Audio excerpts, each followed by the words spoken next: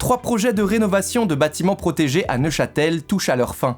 Grâce à une collaboration entre le CSEM et Frissons, ces bâtiments seront équipés de 33 300 tuiles solaires innovantes. Ces tuiles respectent l'architecture historique tout en générant de l'énergie. Par exemple, le Collège des Parcs produira près de 150 000 kWh par an, soit la consommation de 50 ménages. Ces projets s'inscrivent dans la stratégie de la Suisse pour atteindre la neutralité carbone d'ici 2050. Les rénovations énergétiques des bâtiments publics jouent un rôle clé, représentant plus de 40% de la consommation d'énergie du pays.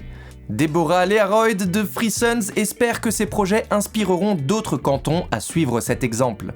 L'un des points forts du fabricant Frissons, basé à Colombier, est sa capacité à répondre aux besoins dans le cas de toitures complexes en raison de la petite taille disponible des modules. Il est capable également d'en fabriquer sur mesure. Il recherche d'ailleurs de nouveaux partenaires couvreurs pour développer ses services innovants. Pour plus d'informations, rendez-vous sur domotech-magazine.ch. Samedi 22 juin s'est tenue l'Assemblée Générale de EIT Suisse à Baden.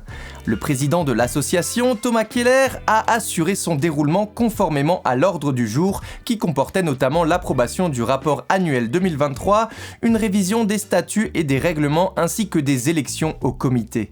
Les romans se sont déplacés pour l'occasion. Les activités de l'association se sont concentrées ces derniers mois sur des projets dans le domaine de la formation. La révision et le développement des professions de l'électricité en particulier constituent pour l'association un défi de taille, mais qu'il s'agit de relever. Le métier d'informaticien du bâtiment en est un parfait exemple.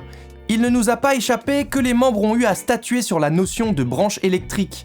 Même si les membres se considèrent clairement comme une partie importante de la branche de la technique du bâtiment, ils estiment que les statuts doivent continuer à parler de branche électrique. Restons fidèles à nos racines et continuons d'appeler un chat un chat. L'ISS se fait vieille. Et oui, elle a été lancée en 1998, soit 26 ans en arrière. Elle arrive doucement en fin de vie et des incidents à répétition confirment son état de santé qui se dégrade. C'est pourquoi la NASA a annoncé avoir choisi SpaceX pour développer un véhicule qui désorbitera la Station spatiale internationale après sa mise à la retraite prévue en 2030.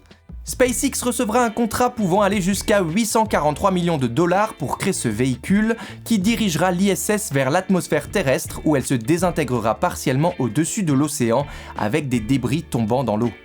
La destruction de l'ISS, qui pèse environ 430 000 kg, marquera la fin d'une collaboration internationale débutée en 1998, principalement financée par les États-Unis pour environ 100 milliards de dollars. La décision d'anticiper cette fin est influencée par des facteurs techniques et géopolitiques. Depuis la guerre en Ukraine, l'ISS demeure l'un des rares projets collaboratifs entre les États-Unis et la Russie, mais l'incertitude sur la poursuite de cette coopération pousse la NASA à agir. Après 2030, des stations spatiales privées prendront le relais, ouvrant une nouvelle ère pour l'exploration spatiale. Rendez-vous dans 6 ans pour faire le point. Le Domotech Hebdo, c'est fini, on se donne rendez-vous très vite pour un nouvel épisode.